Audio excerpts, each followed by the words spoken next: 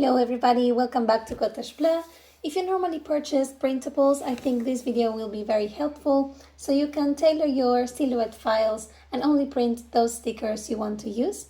So to start with, we're going to select the files that we want to use. I have a couple of my own stickers open here. So I'm going to start by opening the tabs that have the designs that I want to include in my new design. We're going to open a new project, so we don't want to affect the original files. Make sure your registration marks are already on so you don't forget to do that later. And let's select with the selecting tool the part of our design that we want to keep. In this case, I'm going for half the page and I'm making sure that I have all of the red cut marks selected as well as the original PNG. So when I put that into my new project, you will see that the top part has all of the cutting lines that I selected in there, but the bottom part has no cutting marks. And as I don't want to use that page, I'm going to start deleting all of the contents inside of it, simply using the erasing tool.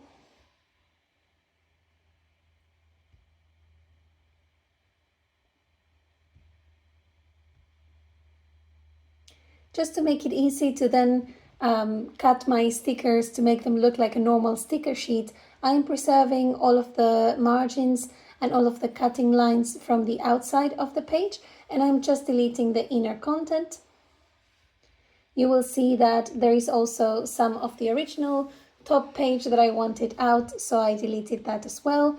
You can control the size of the eraser, and I have sped this up a little bit just to save you time, but just be very careful when you do it. You don't want to accidentally erase any of your cutting lines from the designs that you want to keep.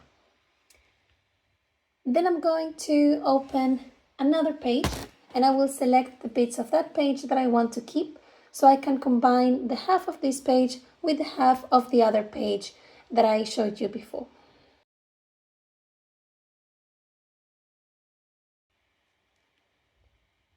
So I'm using the Control C for copy and Control V to paste, just to make things easier. That's why you see the images jumping from one to the other. We're going to open a new project to copy this other half of the page, because as you can see, the eraser deletes anything that is on your page, and it's just a lot easier to work with multiple new projects than to try to be very careful when deleting within the same page. As I already kept all of my outside page borders, I am deleting them from here to only keep the inside content.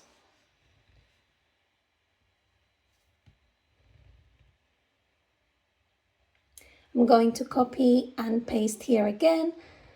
And as you can see, now we have two separate silhouette files that I combined and customized to only print the stickers that I wanted from this kit. I'm just aligning it to make sure that I don't cut anything once I am ready to cut my sticker sheets.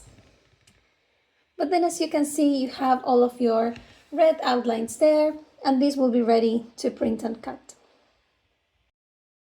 So in this case, it was pretty easy because I was basically grabbing half of a page and combining it with another half a page. But in this example, I had 4 different pages that I wanted to combine to only print certain stickers.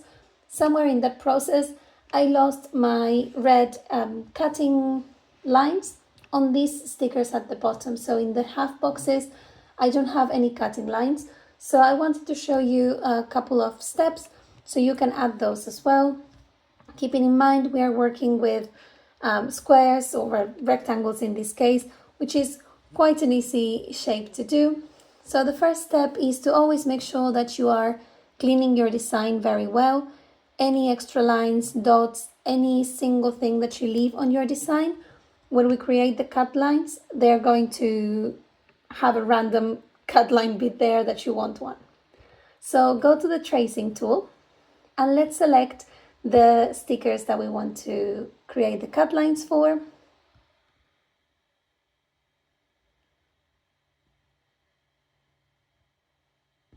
Make sure that your entire sticker is within your tracing tool, the tracing area. Otherwise, the tracing is not going to be very clean and you may get a bit of a funky cut. We're going to fiddle now with the threshold and make sure that we get these yellow lines or yellow filling, better said. So that's going to help us create the cut lines. It was a bit tricky for this particular thing, so it can happen like that.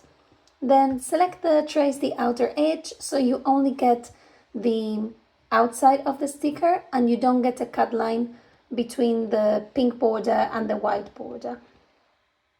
So you can see here, these two bottom stickers were showing some random cut lines that I didn't want and they look very unclean. So I'm just trying to go back. So I undid my step and I went back again to fiddle around and see if I could get a better filling there. It didn't work. So I'm only keeping the top stickers and I'm creating the trace for those. And I am then going to just clean the cut from the extra lines that I got there. You can see at the bottom, the selected area for the tracing was a bit bigger, so I got random lines. I'm just deleting those now.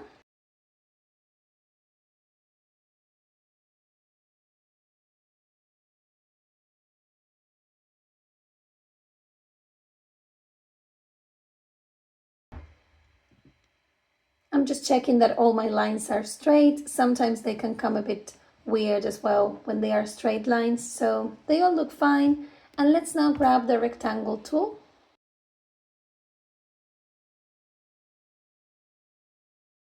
Make sure the filling is in transparent or no filling and that the outside border is in red, which is the standard for cutting lines.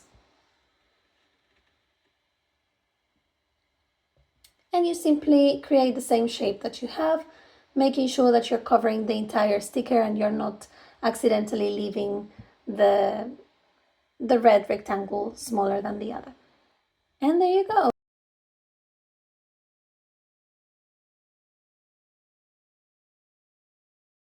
Now, that was quite easy because we were working with rectangles, but imagine that you have some clip art that you also want to customize and play around with. The rectangle is not really going to help you, so let's see how we will do it in this case. I just copy pasted as I did before, and you can see that I lost the cut lines from the top, so we're going to try to recreate those. The first option is to create a whole new tracing. So we're going to select the tracing tool and highlight all of the sticker that we want to keep.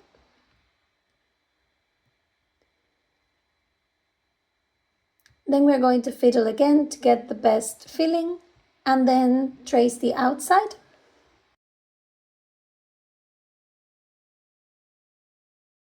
And then we're going to use the offset tool as well, because we will want to create that white border that you get in your stickers.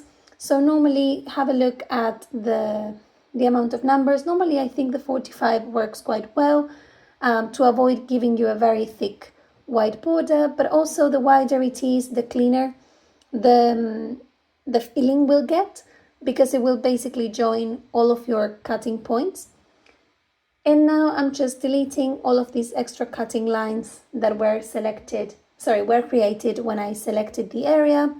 It is a bit of a delicate job, so you have to be pretty detailed into deleting every single thing, otherwise your silhouette will basically be doing extra work. But you can see that for this design in particular, the top border is not as neat as we will want it to be for a washi trim. So the other option that you have that is a lot easier is to just go back to your original silhouette file, and we're going to copy, in this case, only the tracing lines. So you will select your tracing line, and in this case mine was part of a cluster of cut lines. So I will need to open a new project, paste it there, and I will need to delete part of this in order to get an individual piece of the tracing for my sticker. So just by doing that, you don't need to go all the way through. Now you can see that Silhouette allows you to select just the one that you want. I will copy and paste it then in my design. And all you need to do here is position it in the right place, making sure that you are centering it right, so then it cuts your sticker the way you want it to be cut. This for me is the easiest and simplest option. Of course, if you are creating brand new stickers, you won't have the cut file, but if you are customizing the sticker sheets that you already have that came already in a silhouette format, then you can easily do this, put it through your printer and your cutting machine, and everything will look great. I hope this was useful, and thank you very much for watching. Have a great day. Bye bye.